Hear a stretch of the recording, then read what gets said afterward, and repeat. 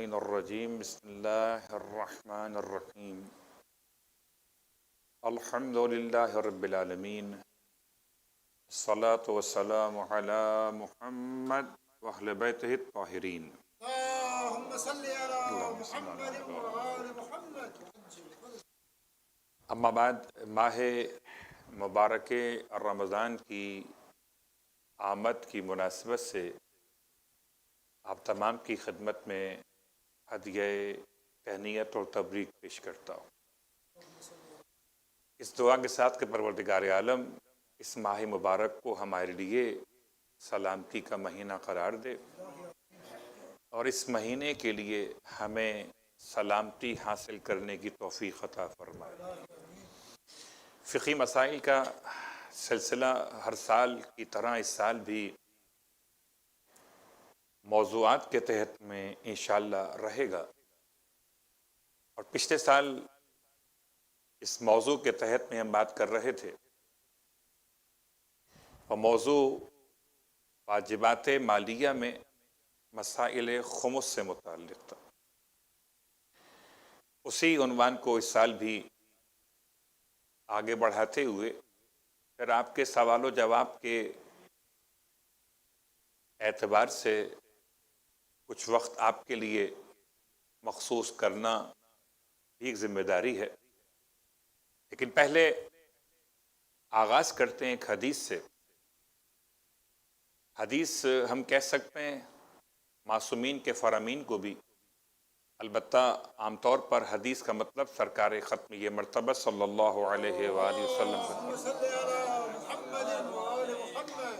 اور چونکہ آل محمد کے فرامین خود پیغمبر کے علم سے ہی ایک ماخذ، ایک ربط رکھتے ہیں، تو یہ فرمان ہے پانچویں امام محمد باقر علیہ السلام کے۔ اللهم صل على محمد وآل محمد. امام ارشاد فرماتے ہیں کہ افطار نماز پڑھنے کے بعد کیا کرو، سوائے اس کے کہ کوئی دوسرا آپ کا انتظار کر رہا ہو اور وہ افطار نماز سے پہلے کرنا چاہتا ہو، تو ایسی صورت کے علاوہ امام فرماتے ہیں کہ بہتر ہے افطار بعد میں ہو، نماز پہلے ہو، کہ نماز افطار سے بہتر ہے۔ امام ارشاد فرماتے ہیں کہ میرے نزدیک یہ بات محبوب تر ہے کہ میری نماز حالت روزہ میں ہو جائے، یعنی آپ فجر کی نماز پڑھتے ہیں، اس سے پہلے روزہ یوں شروع ہو چکا ہوتا ہے، روزہ شروع ہونے کے بعد پہلی نماز یعنی فجر کی نماز، ظہر عصر کی نماز روزے کی حالت میں، تو کتنا وقت لگتا ہے اگر آپ غور کیجئے تو مشکل سے 15 منٹ سے 20 منٹ، بہت اگر آپ کوئی جماعت سے نماز پڑھ رہے ہوں یا کچھ تعقیبات وغیرہ بھی پڑھنا چاہیں، دعا وغیرہ، تو 15 سے 20 منٹ۔ تو روزہ افطار کرنے سے لے کر نماز مغرب کے بعد اگر افطار کرتے ہیں تو وقت کتنا بیچ میں فاصلہ بنتا ہے، اس کو سامنے رکھیے اور امام کے فرمان کو یاد کیجیے۔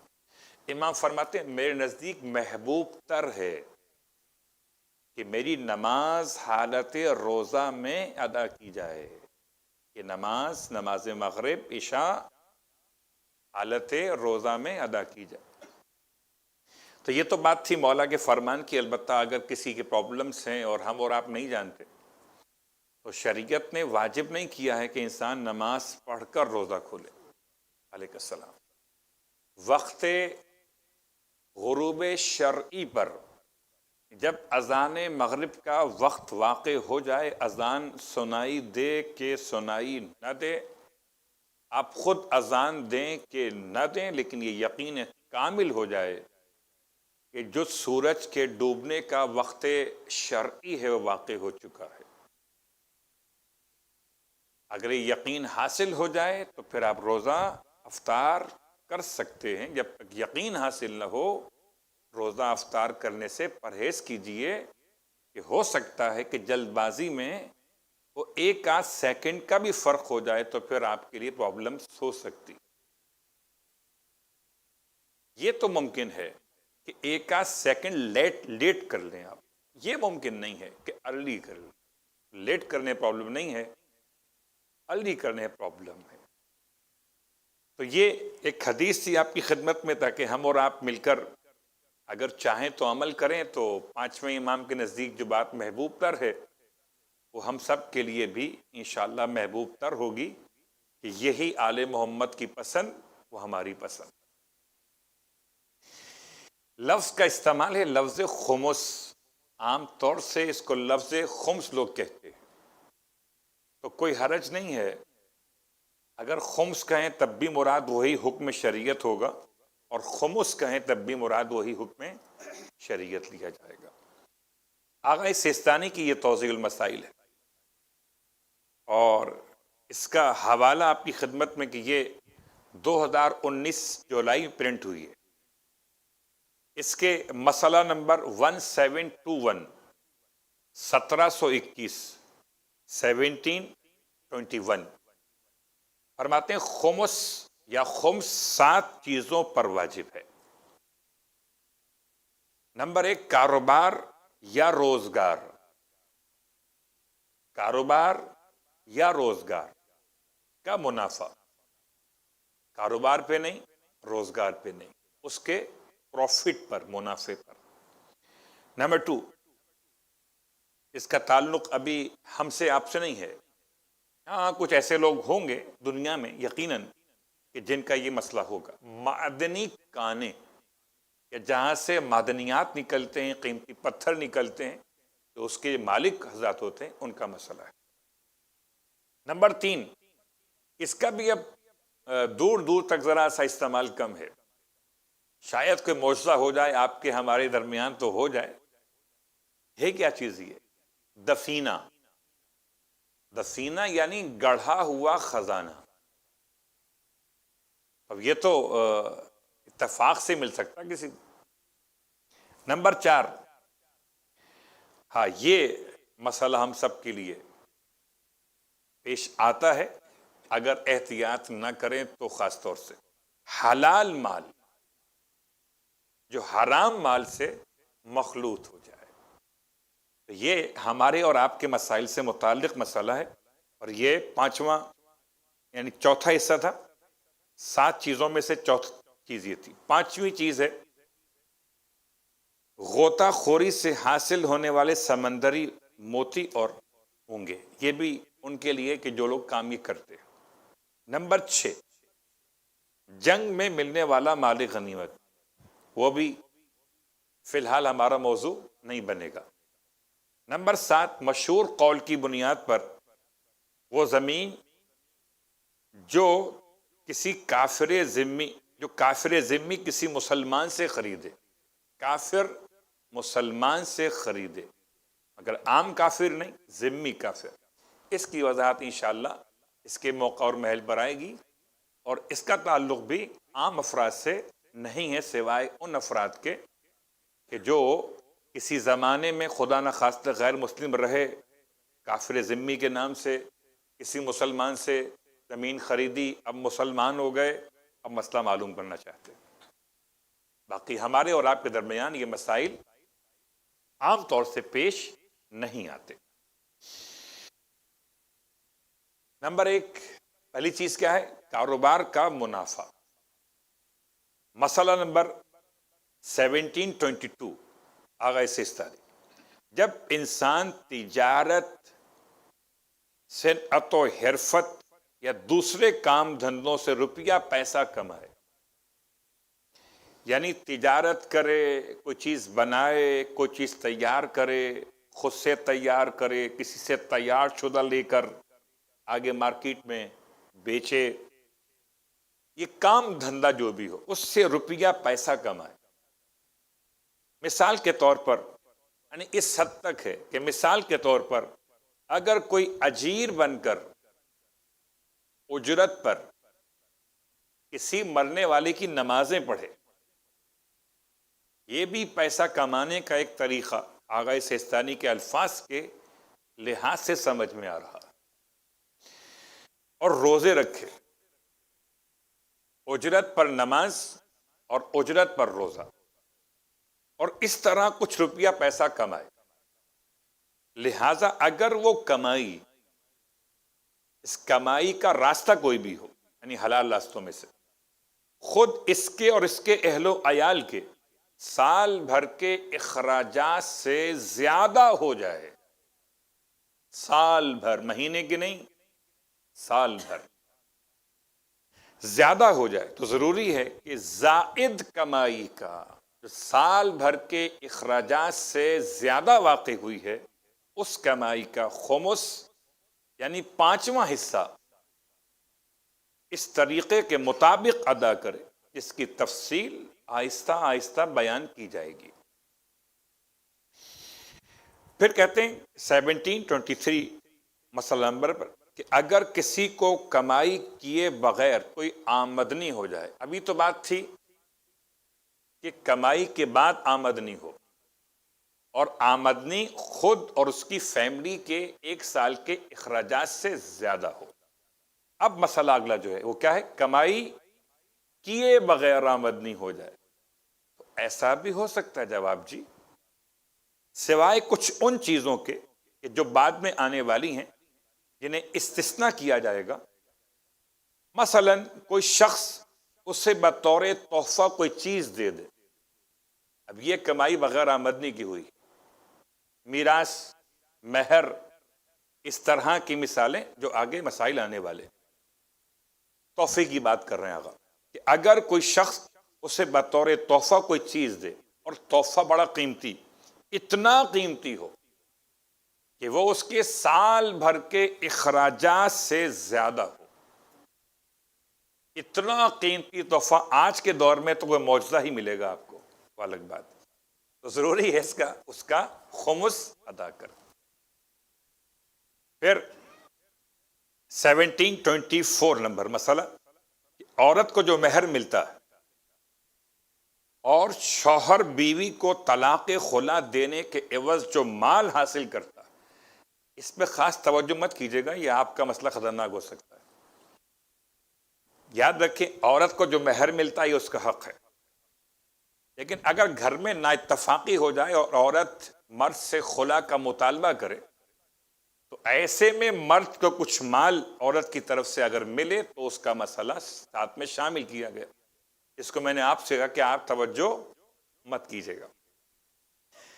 ان دونوں قسم کے اموال پر خمس نہیں ہے، عورت کو جو مہر ملے یا شوہر جو طلاق خلا کے عوض مال کو عورت سے حاصل کرے، اس پر خمس نہیں ہے۔ یہی حکم دیت کے طور پر ملنے والے مال کا ہے، اور اسی طرح میراث کے معتبر قواعد کی روشنی سے جو میراث انسان کو ملے اس کا بھی یہی حکم ہے، یعنی اس پر خمس نہیں ہے۔ اگر کسی شیعہ مسلمان کو اس کے علاوہ، میراث کے معتبر قواعد کے علاوہ کسی اور ذریعے سے، مثلا تعصیب، اہل سنت کے نزدیک ایک میراث کے ملنے کی وضاحت جو ہمارے مکتب کے لحاظ سے نہیں ہے، میراث کے طور پر کچھ ملے آمدنی، اور تو ایسی صورت میں اس سے آمدنی سمجھا جائے گا، میراث نہیں، اور اگر آمدنی سمجھا جائے گا تو اس کا خمس نکالنا ہوگا۔ اسی طرح اگر اسے باپ اور بیٹے کے علاوہ کسی اور سے میراث ملے کہ جس کا خود اسے گمان تک نہ ہو، تو احتیاط واجب آغا سیستانی کہ وہ میراث اگر اس کے سال بھر کے اخراجات سے زیادہ ہو تو اس کا خمس ادا کرے۔ باپ کو بیٹے سے ملے وہ الگ، بیٹے کو باپ سے ملے وہ الگ، ان پر خمس نہیں ہے۔ لیکن اس کے علاوہ کہیں اور سے یا گمان بھی نہ ہو، مثلا پاکستان کا رہنے والا ہندوستان میں کوئی ددیال میں، ننیال میں کوئی خاندان میں کسی کا کوئی میراث کا مسئلہ وہاں سولو ہوا اور وہاں سے کوئی پیسے ٹرانسفر ہوئے، گرچہ یہ موجودہ معروضی حالات میں بڑا مشکل ہے کہ انڈیا سے پیسے یا پاکستان سے پیسے ایک وہاں سے یہاں آئیں یا یہاں سے وہاں جائیں. لیکن اگر ایسا کبھی ہو جائے کہ گمان تک نہ ہو اور ان دو معتبر رشتوں کے علاوہ کہیں اور سے میراث مل جائے تو اور میراث اتنی ہو کہ سال بھر کے اخراجات سے زیادہ ہو، تب جا کر آغا فرماتے ہیں خمس واجب ہوگا. مسئلہ پڑھتے ہوئے سنتے ہوئے ایک بات سمجھ میں آ رہی کہ آسانیاں بیان ہو رہی ہیں، مشکلات دور ہو رہی ہیں. اتنا مل جائے کہ سال بھر کے اخراجات سے زیادہ ہو تو ایسا محسوس ہوتا ہے کہ شریعت چاہتی ہے کہ آپ خمس نکالنے والوں میں شامل کیے جائیں، نہ کہ بہانہ بنانے والوں میں. صلوات پڑھ لیں محمد و آل محمد.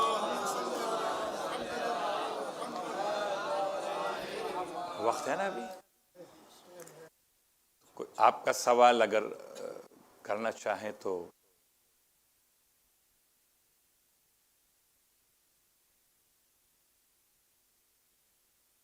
سے زیادہ خرچے کا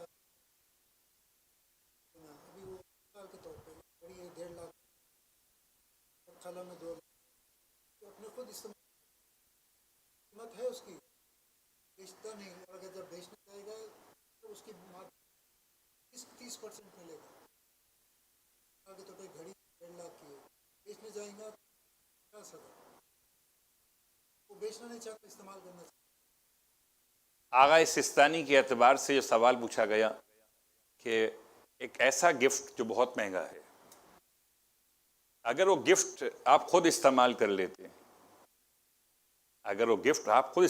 لیتے لیکن ہے اتنا مہنگا کہ سال بھر کے اخراجات سے اس کی قیمت زیادہ ہے، تو آغا سستانی نے استعمال کی شرط بیان نہیں کی، خمس آپ کو ادا کرنا ہوگا. اگر آپ جا کر بیچتے ہیں باہر اور اس کو بیچنے کے بعد جو قیمت ملتی ہے وہ سال بھر کے اخراجات سے کم ہے تو خمس واجب نہیں ہوا. کوئی اور سوال؟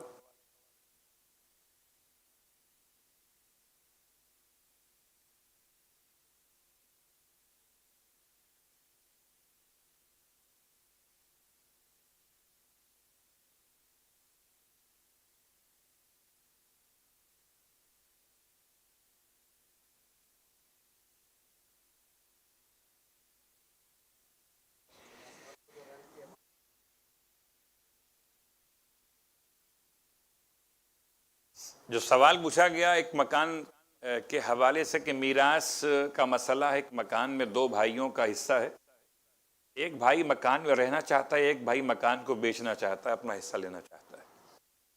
جو بھائی رہنا چاہتا ہے وہ اپنے اس بھائی کو جو بیچنا چاہتا ہے اگر راضی کر لے کہ ٹھیک ہے میں آپ کا حصہ یوز کروں گا اور میں آپ کا مکان کا حصہ یوز کرتے ہوئے آپ کو اس کی کرائے کے مد میں ایک رقم ادا کروں گا، اگر یہ مصالحت واقع ہو جائے اور صاحب ارث راضی ہو جائے تو یہ استعمال کرنا اس کے لیے کہ جو مکان کے اندر موجود ہے شرعاً جائز ہوگا. اور سوال کوئی؟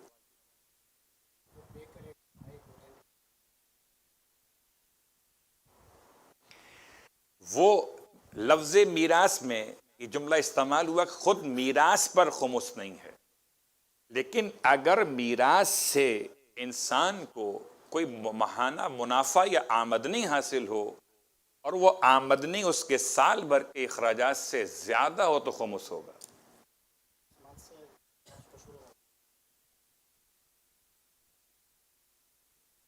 اگر وہ 12 مہینے کا رینٹ اتنا ہو جائے کہ اس کے سال بھر کے اخراجات سے زیادہ ہو تو خمس واجب.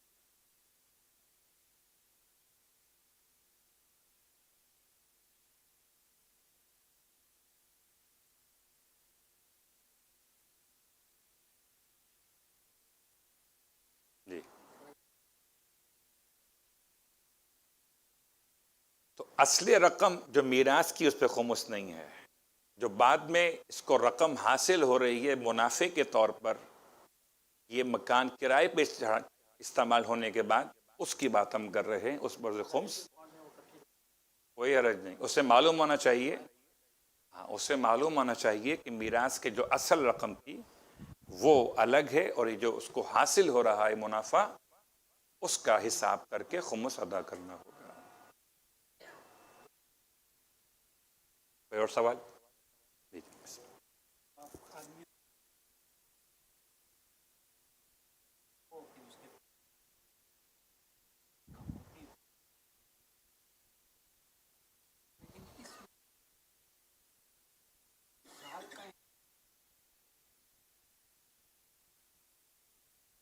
نہیں، سوال عورت یا مرد کا نہیں ہے. سوال سب کے لیے، آغا سیستانی کا فتویٰ سب کے لیے برابر ہے، مرد ہو یا عورت ہو. تو اور بھی اچھی بات ہے، پھر تو اس کو خمس دینا ہی ہوگا کہ اس کا سارا کا سارا پروفٹ جو ہے اس کے اپنے لیے ہے، اور بغیر کمائی کے اس کو پیسہ حاصل ہو رہا ہے. صلوات پڑھ لیں محمد و آل محمد.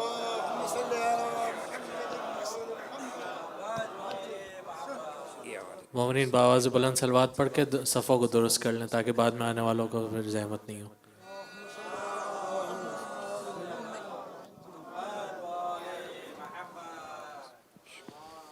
أعوذ بالله من الشيطان الرجيم بسم الله الرحمن الرحيم إن الله وملائكته يصلون على النبي يا أيها الذين آمنوا صلوا عليه وسلموا تسليما.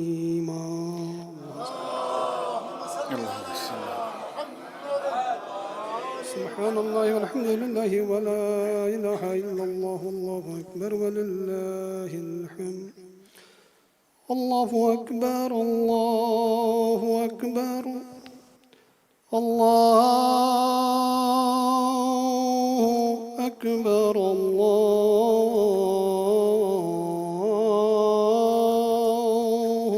أكبر. أشهد أن لا إله إلا الله. أشهد أن لا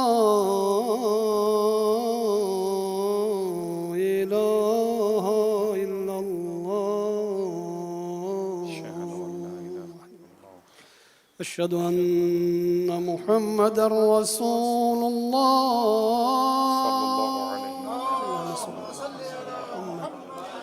أشهد أن محمدا رسول الله.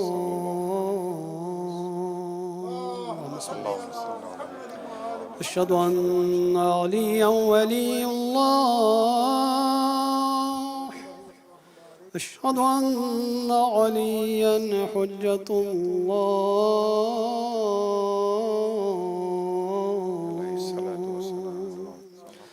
حي على الصلاة.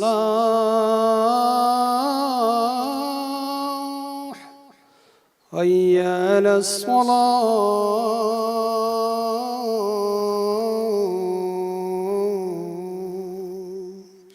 حي على الفلاح. حي على الفلاح.